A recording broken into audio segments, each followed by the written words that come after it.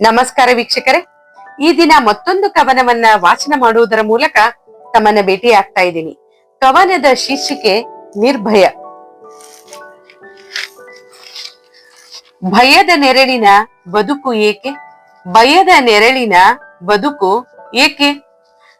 ಅಟ್ಟಹಾಸವ ಹುಟ್ಟಡಗಿಸು, ಅಟ್ಟಹಾಸವ ಹುಟ್ಟಡಗಿಸು. ಕುತಂತ್ರಿಗಳ ಕತ್ತು ಹಿಚುಕು, ಕುತಂತ್ರಿಗಳ ಕತ್ತು ಹಿಚುಕು. ಭ್ರಷ್ಟಾಚಾರವ ಧಿಕ್ಕರಿಸು, ಭ್ರಷ್ಟಾಚಾರವ ಧಿಕ್ಕರಿಸು.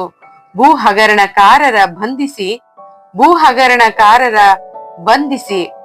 ಹೊಂಚು ಸಂಚಿನ ಜೂಜಾಟದ ಬದುಕನ್ನು ಧಿಕ್ಕರಿಸು, ಹೊಂಚು ಸಂಚಿನ ಜೂಜಾಟದ ಬದುಕನ್ನು ಧಿಕ್ಕರಿಸು.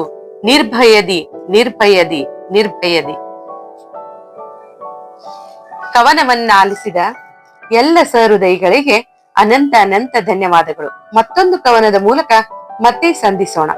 ಧನ್ಯವಾದಗಳು.